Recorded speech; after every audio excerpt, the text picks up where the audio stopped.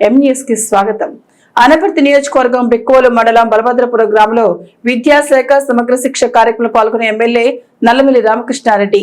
ఈ సందర్భంగా ఎమ్మెల్యే నల్లమిల్లి రామకృష్ణారెడ్డి మాట్లాడుతూ ప్రభుత్వం దివ్యాంగుల విద్యార్థులకు సుమారు 20 లక్షల రూపాయల ఉపకరణాలు పంపిణీ చేస్తామన్నారు. ఇటువంటి విద్యార్థులకు ప్రభుత్వం అన్ని విధాలా అండగా ఉంటుందన్నారు.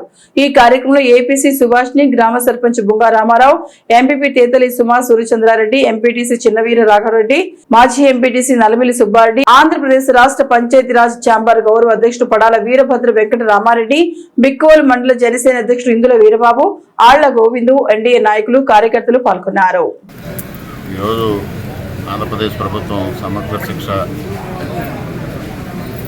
శాఖ ద్వారా పెద్ద ఎత్తున దివ్యాంగులైన పిల్లలకి ఉపకరణాలు ఇవ్వాలి, తద్వారా వారికి ఎంతో కొంత సౌకర్యవంతమైన జీవన విధానాన్ని కల్పించాలనే ఒక ఆలోచనతో ఈ కార్యక్రమం చేపట్టడం జరిగింది.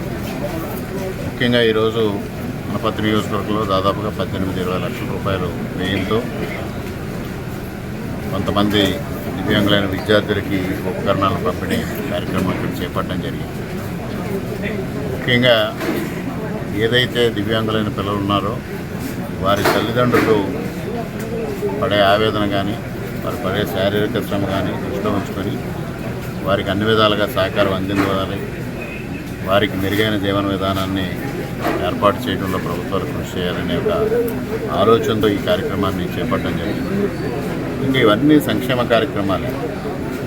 కూటమి నాయకులు ఏదైతే హామీలు ఇచ్చారో అటు ప్రధానమంత్రి గారు కానీ, ఇటు చంద్రబాబు నాయుడు గారు కానీ, పవన్ కళ్యాణ్ గారు కానీ మెరుగైన పరిపాలన అందిస్తాం, సుపరిపాలన అందిస్తామని దానిలో భాగంగానే అభివృద్ధి కార్యక్రమాలతో పాటు సంక్షేమ కార్యక్రమాలు తీసుకోవడం జరుగుతుంది. దురదృష్టవశాత్తు వైఎస్ఆర్సీపీ నాయకులకి సంక్షేమానికి అభివృద్ధికి తేడా తెలియని పరిస్థితి. సంక్షేమం అంటే వాళ్ళు ఇచ్చిన నవరత్నాలే సంక్షేమం అనుకుంటున్నారు, కానీ ఇవన్నీ సంక్షేమ కార్యక్రమాలే. ఇవన్నీ హామీలు ఇవ్వరు, పరిస్థితులకు అనుగుణంగా ఇవన్నీ చర్యలు తీసుకోవడం జరుగుతుంది.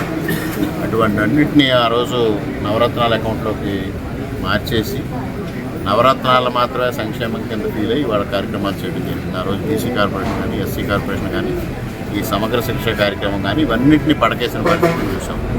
ఇవన్నింటి నిధుల్ని మళ్లించి నవరత్నాల పేరుతో ఆ కార్యక్రమాలు చేపట్టడం జరిగింది. ఇవాళ కూటమి ప్రభుత్వం ఆ విధంగా కాదు, యథావిధిగా జరుగుతున్న సంక్షేమ కార్యక్రమాలని జరుపుతూనే అదనంగా సూపర్ 6 ఇవ్వాలనేది నిర్ణయం తీసుకోవడం జరిగింది. దానిలో భాగంగానే వాళ్ళ సూపర్ 6 కూడా ఒక్కొక్కటిగా అమలు చేయడం జరుగుతూ ఉంది.